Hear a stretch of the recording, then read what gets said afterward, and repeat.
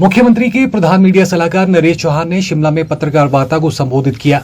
इस दौरान उन्होंने कहा कि जयराम सरकार के समय पर्यटन निगम के होटलों को बेचने का प्रयास किया गया था। इस पर इंक्वायरी बिठाने का सुझाव हमने दिया है। उन्होंने कहा कि ईडी की जांच से सरकार का कोई मतलब नहीं है, ये कारोबारियों से संबंधित है। उन्होंने कहा कि जहां जहां भी गैर भाजपा सरकारें हैं वहां वहां ईडी आयकर विभाग को लगाना भाजपा का पुराना मॉडल है। वीरवार को राज्य सचिवालय में पत्रकार वार्ता को संबोधित करते हुए नरेश चौहान ने कहा कि एक दिन में भाजपा के 5-5 लोग पत्रकार वार्ता कर रहे हैं। इससे भाजपा में नेतृत्व की स्पर्धा सामने आ रही है। नरेश चौहान ने कहा कि राज्य में भाजपा छोटी छोटी बातों को राष्ट्रीय स्तर पर तूल दे रही है। नरेश चौहान ने कहा कि जिस प्रकार 64 करोड़ रुपए देने का मामला है और हिमाचल भवन को अटैच करने का मामला है, ये मामला पहला नहीं है। उन्होंने कहा कि पिछली सरकार में ऊना रेलवे स्टेशन मामले में भी अटैचमेंट के ऐसे ऑर्डर हुए थे। उन्होंने कहा कि पावर पॉलिसी में ओपन बिडिंग से पावर आवंटन होती है।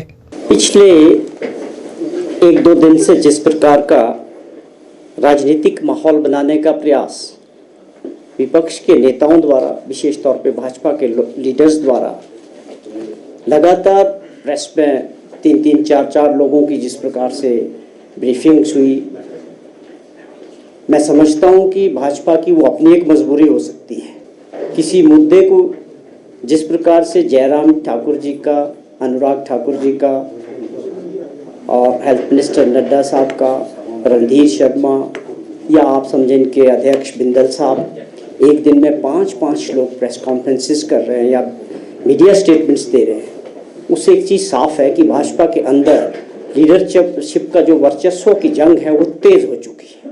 ये कह सकते हैं कि काफ़ी तेज़ी से उसमें मुझे लगता है कि प्रतिस्पर्धा हो रही है। अब जहाँ तक सवाल है कि जिस प्रकार से अपनी महत्वाकांक्षा के लिए ये लोग प्रदेश की गलत बयानबाजी करके, बिना फैक्ट्स के और गलत जानकारी के जरिए या जानबूझकर प्रदेश के लोगों को भ्रमित करने का जो काम विपक्ष के नेता कर रहे हैं, मैं समझता हूं उनको इस पर गंभीरता से एक बार फिर से विचार करने की ज़रूरत है। माननीय हाई कोर्ट का एक फैसला आया जिसमें कहा गया कि इस पैसे को जमा करने के एवज में आपकी हिमाचल भवन की जो प्रॉपर्टी है दिल्ली में, उसको अटैच करने के आदेश माननीय हाई कोर्ट के पास हुए थे। अब ये कोई ऐसा मामला नहीं है, ये पहले भी होते रहे और दूसरे राज्यों में भी होते रहे। मैं हिमाचल का भी आपको बता सकता हूँ कि मुझे पूरा याद है कि पिछली सरकार में ऊना का रेलवे स्टेशन का जो मामला था उसमें भी अटैचमेंट के ऑर्डर हुए थे। वहाँ जब रेलवे ने जिन लोगों से ज़मीन एक्वायर की थी उनकी पेमेंट नहीं हो पा रही थी, वो लगातार कोर्ट में जा रहे थे और उसको गंभीरता से नहीं लिया जा रहा था। फिर वो एक सेशन कोर्ट ने, डिस्ट्रिक्ट एंड सेशन कोर्ट ने आदेश किए कि इनका जो रेलवे स्टेशन है अपना ऊना वाला, उसके अटैचमेंट के ऑर्डर हुए थे। तो ये कोई नई बात नहीं है, एक और भी बहुत ऐसी घटनाएं हैं। तो ये हमारा एक इनसे भी सवाल है कि क्या इन जो मैंने बातें कही, क्या ये विपक्ष के नेताओं को गलत लगते? क्या हम उन बच्चों के लिए काम कर रहे हैं? क्या इसको वो डिनाई कर सकते हैं कि हम काम नहीं कर रहे हैं? क्या ये डिनाई कर सकते हैं कि हमने कानून नहीं बनाया उनके लिए? तो आप कुछ तो बात करें विपक्ष के नेता। किस बात के लिए जाके हरियाणा में, महाराष्ट्र में जाके अपने प्रदेश की बदनामी करते हैं? चुनाव दूसरे राज्यों का होता है और बदनामी हिमाचल प्रदेश की करते हैं।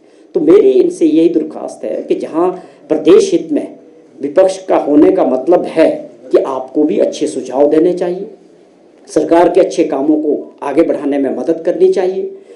ये ठीक है कि प्रदेश की आर्थिक स्थिति में सुधार हो रहा है, आप इतने वेलविशर हैं तो मिलके जो है हमारी सरकार भी चलने को साथ है, भारत सरकार से स्पेशल पैकेज दिलाने की बात करें।